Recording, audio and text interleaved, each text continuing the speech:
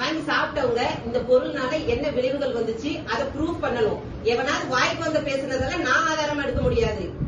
எனக்கு 1000 எதிரி இருப்பான், அவன் ஒரு வாய்க்கு வந்ததெல்லாம் பேசிட்டு இருப்பான், அதெல்லாம் நான் ஆதாரமா எடுக்க முடியாது. எங்க வீட்டுல வந்துட்டு இப்படி சவுண்ட் வைஸா பேசுனா நீங்க அவ்வளவு தப்பு பண்ணிருக்க. எங்க வீட்டுல வந்து பேசுறாங்க. என்ன பேசுறாங்க உட்காருங்க. என்ன பண்றீங்க? போன் பண்ணி சொல்றதுக்கு வைக்க முடியுமா? வீட்டுல வந்து என்ன